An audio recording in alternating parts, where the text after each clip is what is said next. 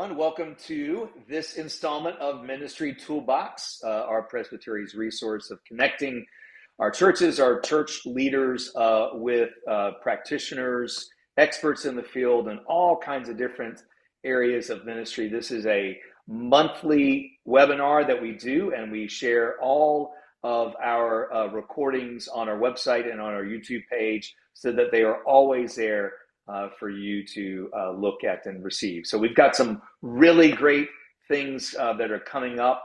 You can go to the resource page of our Presbytery's website and find out what's coming, as well as look at ones that have already happened. But I'm really excited about our presenter tonight, Olanda Carr with the Presbyterian Foundation. And some of us may have heard about the foundation and what the foundation is. But they may not know exactly what they do and may not know some of the newer things that they have started doing, but they are an amazing resource for our churches. And so I want to make sure that our congregations get connected with the foundation and with Olanda. And Olanda is a dear friend of mine, and so this is just a joy to, in addition to hear you talk about the foundation, which is a wonderful organization, just to get to spend time with you. So Olanda, welcome to Providence Presbytery and Ministry Toolbox. I will let you introduce yourself, and then you have the controls as far as the Zoom goes and sharing a PowerPoint. You can just run right with it. Good to have you with us this evening. Well, thank you. It is very good to be here. And as you indicated, my name is Olanda Carr, and I am with the Presbyterian Foundation, and I serve in the capacity of what is referred to as a ministry relations officer.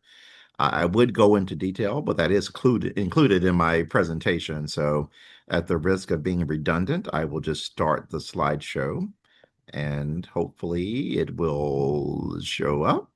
And there we go. Hopefully y'all are seeing that. And we'll get going. So the Presbyterian Foundation. Okay, the slide's not moving. There we go.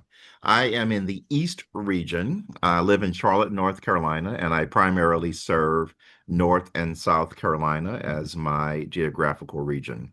I've been in the foundation about 15 years. I'll be 15 years this November. And I like to refer to us as the financial arm of the church. That is Olanda's definition. Our real definition is that we are a vital part of the Presbyterian Church USA. We were established in 1799, and we work with the financial resources of the denomination, congregations, individuals, etc.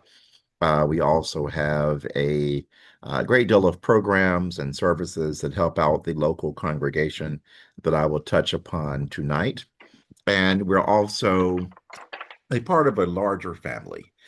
You will see here, this kind of represents the family of the PCUSA. I won't give a polity lesson, but we know that we are not bishop-led, that we all roll up and go to this big old party called General Assembly that's happening in a few weeks in Milwaukee, with sessions, presbyteries, synods, and the denominational agencies will all come together and discuss and discern and debate and ultimately agree on overtures that have been presented in a variety of areas.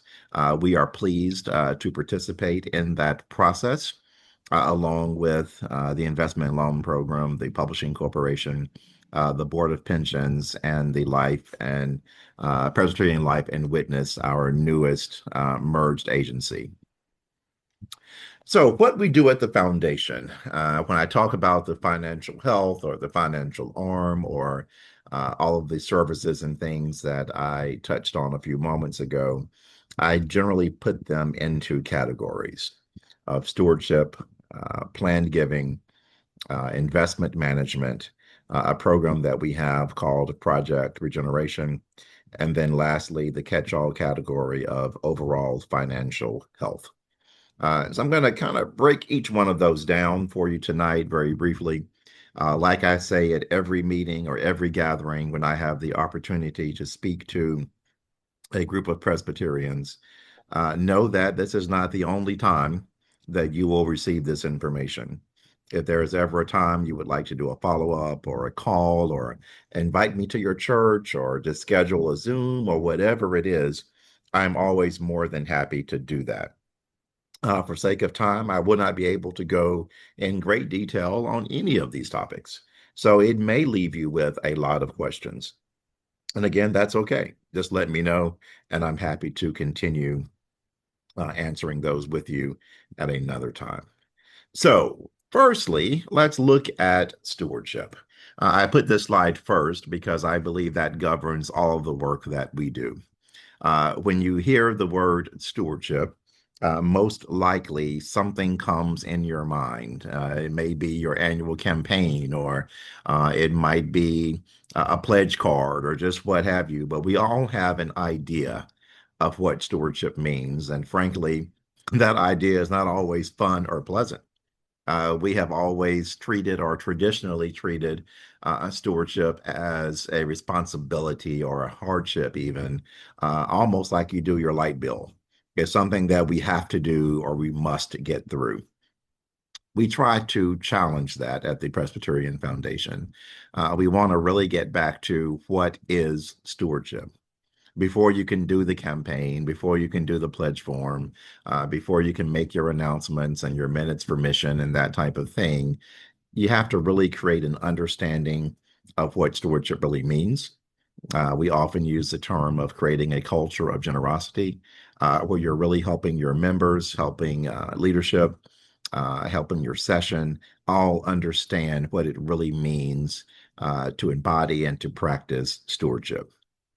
I believe that it's a journey that involves prayer, a journey that involves scripture, a journey that involves some of the practical things that you do in your own individual lives, as well as your congregational contexts. When we look at the prayerful part, sometimes I encourage bodies gathered to review their theology of stewardship. Your theology of stewardship can sometimes be unpacked by looking at three questions. What is your first memory of generosity? Sometimes you can build upon that question and say, who taught you how to give? And then finally, asking, why do I give to my local church? If you get all those things together and you start stirring them up in a pot, it will help you understand how you view generosity from a congregational context, as well as some of the individual components, your memories, your childhood, or what got you here. Perhaps you grew up unchurched and generosity came in a different form. Perhaps it came in a congregational context where a loved one or relative always told you to put $1 in a plate. But whatever it is, there is something there where you learned about generosity. I encourage all to take those memories into prayer, to join that with a scriptural reference. It doesn't necessarily have to be Matthew 6:21. It can be whatever scripture speaks to you about what you believe drives your generosity within your individual and congregational context. It will help you understand your motivators for giving and why is it that I give the way that I do. Stewardship can sometimes sound counterintuitive. We live in a time where consumerism, materialism, and acquisition are always before us. And so when we go before our membership and say, let's talk about giving, members may get a nervous tick or start twitching and say, what are you talking about? Yeah, this is for me. My paycheck is for me and it's for my crews or for this or for that. And so we have to really work with the mindset of as soon as our members leave our sanctuary, you're confronted with spend money on yourself, whether it's Amazon or an ad on your Facebook or just what have you. You're always reminded that there is a way for you to use your resources differently. So it's definitely an intentional effort to think differently about stewardship. How can we return the joy, not as an obligation, not as, oh man, I have to give to my church, so I have less for me, but how do we return it to the joyous discipline of thanking God with the way we live our lives and spend and share our money and resources. How can we return to, we get to do this? We are so thankful for all that God has done for us that we are in a place of gratitude and able to really return our thanks through the practice of stewardship and generosity. So once we work with whether it's a committee or an individual or a session or a presbytery or just what have you, once we establish that groundwork, it allows us at the foundation to go to other services and things that we offer. We are able to then work with some of the practicality of how do we help our committees really do this work. One tool that we have is called the Stewardship Navigator. The stewardshipnavigator.org is the website, and every congregation within the PCUSA is able to enroll in this service. It gives you, as you can tell on the left menu here, tips on your annual campaign or your narrative budget or planned giving tips or all kinds of things. You're able to store documents here. Normally, churches will have like one master profile and share that with their stewardship committee. But you're able to do a whole lot of things there. We recognize that when we created this tool, that not all congregations have uh, several people to do this work. And stewardship can be a daunting task when you start thinking about, gosh, I've got to do this. I got to plan this announcement. I got to do that. I got to do that. And so we create this navigator tool to help with that, to give you some assistance in those areas so you are able to talk more about stewardship within your worshiping community. Online giving is a component of something that we offer at the foundation as well. It goes hand in hand with our stewardship efforts. We recognize that generationally, online and donations and all those things are much more popular than they once were, say, 30, 40, 50 years ago. A while back, you only gave with checks. Before that, you only gave with cash. And before that, you were giving with your crops, right? So times change, and you have to look at how are we able to receive gifts within our membership.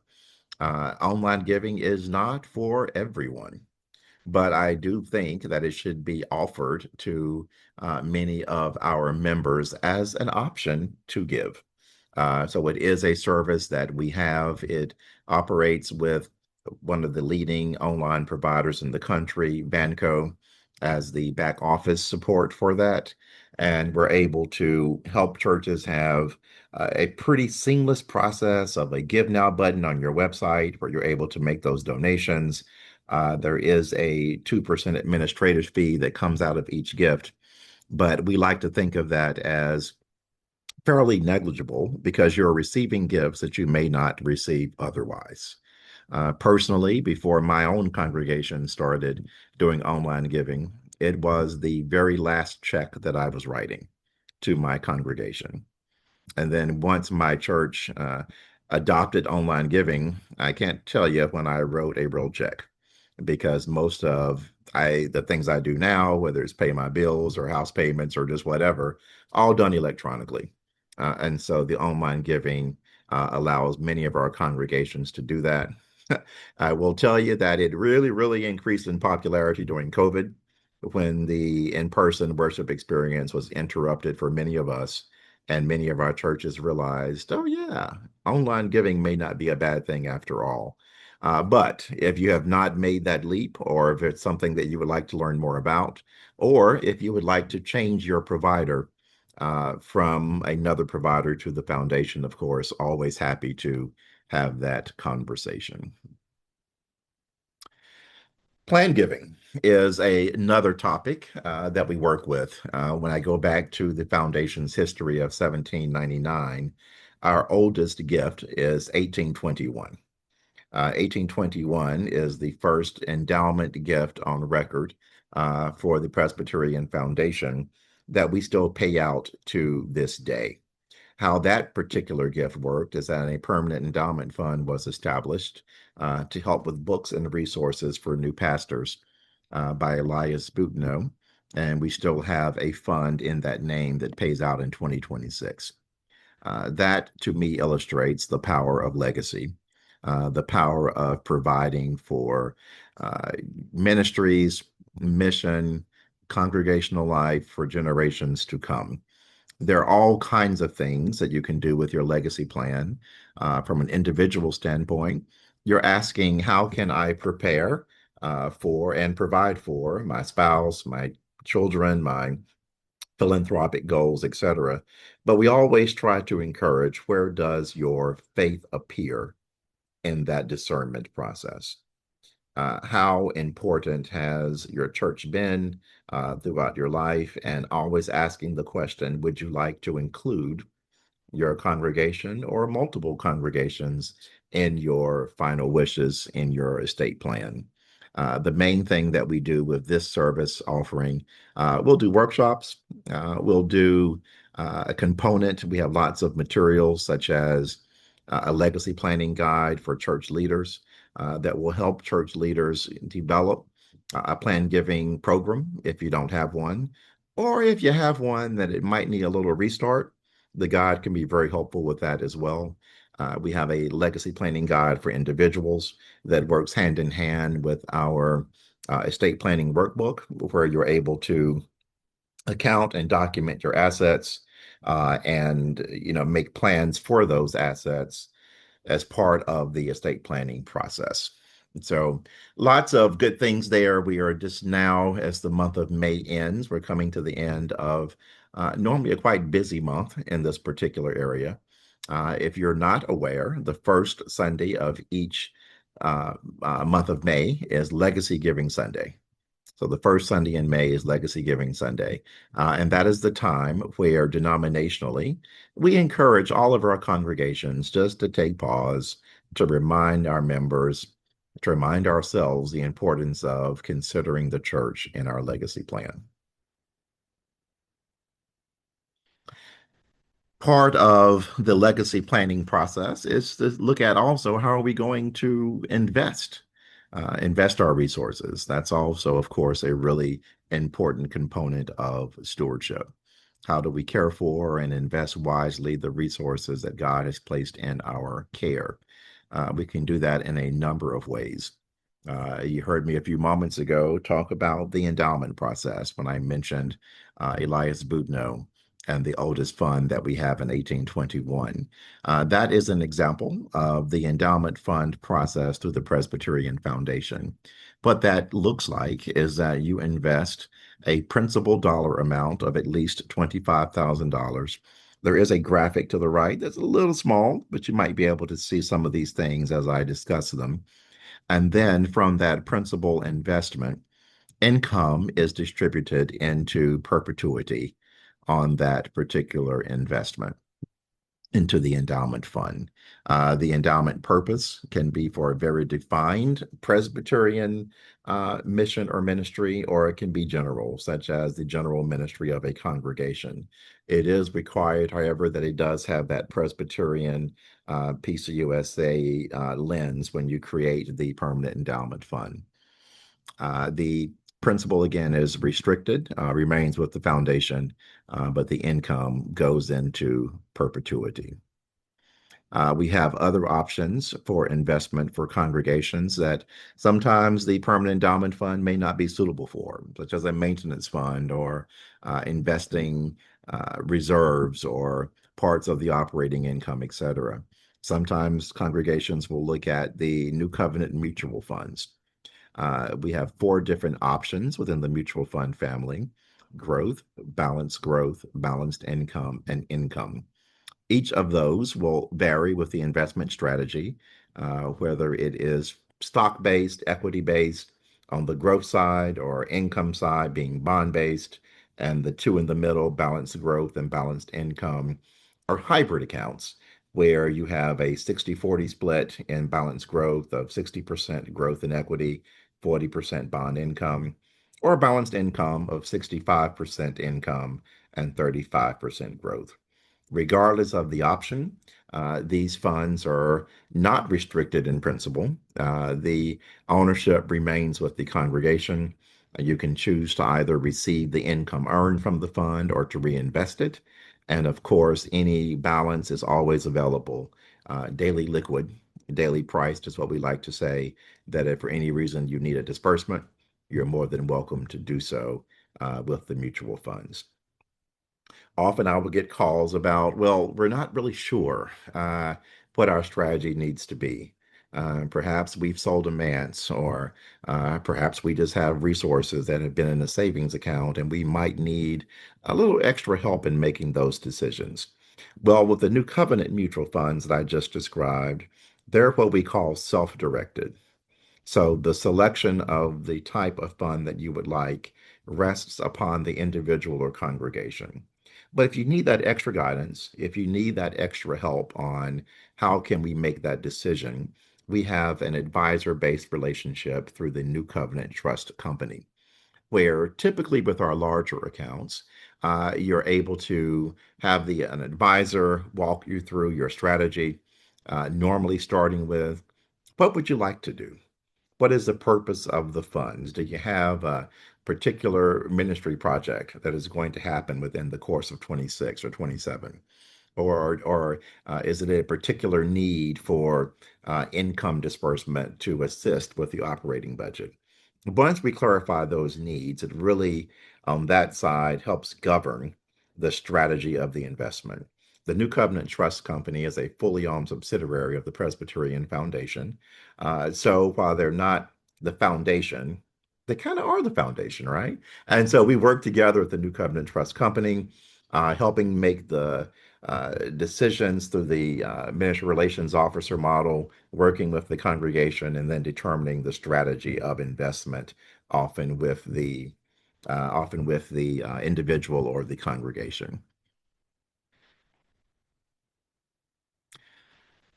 As we are talking about decisions that rest upon the congregation, sometimes we are faced in the other direction, where we're looking more at ministry or mission that has changed a lot through the years.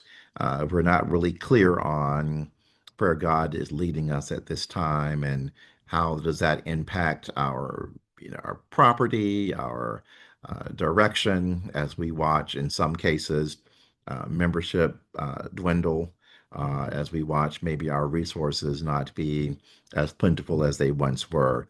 What do we do with that? Well, I wish I could tell you we had all the answers. We do not. But what we will do with you is walk with you. We have a program called Project Regeneration where we will help you with discernment. The project or program started in 2013. And from there, we revised it in 2020 because, hey, what else was happening in 2020? Nothing else to do, so you might as well revise the regeneration program. And we made it more discernment based as we were helping congregations discern what to do with again, excess property, what to do with membership or financial concerns. Is it a merger? Is it a reinvention of ministry? Is it maybe do nothing? That we are realizing that based on our human resources, that we're doing the best we can with what we have. Regardless, we will walk with you on that. We're big believers of informed discernment. So the process normally has two components. One will be the financial piece. Again, we are the foundation, so we're going to help you evaluate your financial health by looking at giving trends and deficit and surplus spending and all things related to the financial health of a congregation. We have reports and tools and things that we will use to help you diagnose that. Then the other component is a prayerful component. How do we walk with leaders? How do we encourage them to more actively and consistently pray for the church? Yes, that sounds like, of course, you pray for your church. But as session elders, sometimes we need to be reminded to do so in whether it's a corporate environment or some type of process where we are encouraging prayer among our leadership. We have lots of guides that we will use to help you with that. And at the end of the prayerful discernment process, we will come together, help you discern what you heard in that prayer. Often there is individual epiphany as well as some congregational. I've always wondered what would happen if we did blank. And we'll come together, talk about those ideas, try to narrow as best we can. And then we really have to rely on where the Spirit is leading us. Whenever I'm working with a congregation and they ask me, well, how many meetings does it take? I say, well, I can tell you about two or three of them. But unfortunately, I'm not the Holy Spirit. I can't tell you if it's going to take 10 meetings or 15 meetings. Really have no idea. It really is a way of helping you get on a path to figure out what is the next step of our ministry. I will help you with that path of discernment. And then from there, it could be any number of Presbyterian Foundation tools that we will rely upon as we go from step to step. Some of the financial health resources that we'll talk about to round out our time this evening. A couple of newsletters that we publish to help with some of the concepts that we have been discussing. We recognize that talking about finances can be tricky. And sometimes you may need a little help or perspectives from other leaders around the denomination. And so we have a newsletter called Pastor's Life that is from the pastor's perspective. We have a stewardship ministry newsletter that's very helpful for stewardship elders and other sessional elders, et cetera, that can really help with the stewardship ministry with ideas and timing and calendar planning, et cetera. And so it's really helpful with that. And then we have a blog that will just give you some spiritual guidance on blessings and benedictions from pastors all across the denomination in the area of stewardship and generosity. A component of that is our Leadership Academy, where kind of in TED Talk style, we'll cover a lot of different topics. Most of them are strongly related to what I've mentioned this evening, but we'll go, a little bit deeper, say with annual stewardship or legacy planning or creating an endowment program, etc. You can register here as the website link shows at churchfla.org with the registration code of PCUSA. And from there, you will see videos from my colleagues, from me, others outside of the Presbyterian Foundation related to a variety of areas of financial health, generosity, endowments, etc. And it's a really good program just to, again, get introduced to ideas in those areas. That will take me to the end of my presentation. Still have time, of course, for many questions and comments. But if you would like to learn more about anything that I have stated, you will find my number here as well as my address. My email is olanda.carr@presbyterianfoundation.org. So I'm pretty easy to find on the website or pretty easy to figure out if you're just guessing what my email address might be. But happy to help you in any way to unpack any of these areas. And I thank you for allowing me to be with you on this evening. I'm going to stop sharing at this time and see if there are questions that I may answer for you. Grateful for you to be with us tonight. As Olanda knows, Olanda was very involved in my most recent call at Trinity Presbyterian Church in Charlotte.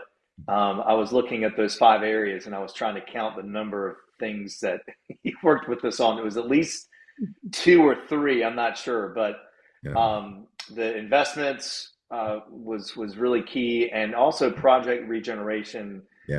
Huge for our church and some of the things that they are still doing and in the process of doing. And it was in large part because of the foundation, pun intended, that Olanda helped lay for us. So I don't have any questions, but just am grateful for your time. Anyone else might have some questions at all? Yeah. I have 1,000 questions, but none at the same time. I really want to. I'm glad you're recording this because I want to make sure that members of my session see this recording. I think it will do good for them, and especially our church, because we do have investments, but not with the Presbyterian Foundation, and I don't know why we're not. Yeah. So yeah, I'm grateful for this. Thank you. Absolutely. And of course, when you share with your session and with others, definitely let me know what questions that come up. One component that I did not go too deep with, but in the event that you're interested in any of the investment options available through the Presbyterian Foundation, we are more than happy to meet with you, prepare a proposal unique to you for how we would handle your investment if it comes up at that time of the conversation. So more than happy to do that. Right. And one thing that I think is important, and I know Olanda and I know the foundation for such a long time that I forget to mention this, but it really needs to be mentioned, is that this is a free service. Everything that Olanda touched on is free to our congregations. The foundation pays Olanda and all of the ministry resource officers across the country. So every single thing that Olanda said we can help with, is free to churches. So that's a good thing too. Olanda, how many ministry resource officers are there across the country? Great question. I always lose count, Steve. I think we have about 10 of us outside of Olanda, so 11 of us floating around the country. So if y'all are stuck with me in Providence, but if you have colleagues in other states looking for a ministry relations officer, our website has a locator tool where you can put in your zip code and identify who is the closest MRO for you. Very good. Very good. Well, Olanda, thank you so much for taking time to be with us and share the foundation. I'm sure our folks will be reaching out and wanting to learn more. So really grateful for your time and grateful to you all for watching this Zoom. For those who joined us on the Zoom, Rob, thank you for coming here. And again, Ministry Toolbox, we will see you next month. I believe next month, I can't remember the date off the top of my head, but I think Lisa Allgood, who is a general presbyter from Presbyterian Cincinnati, is going to talk about grants. How to write for grants and where grants might be available. So that was one of the highly requested topics. So I'm looking forward to having that conversation with Lisa and with you all. So blessings to you all. Thanks for the good work that you're doing in ministry, and we will see you next time. Take care.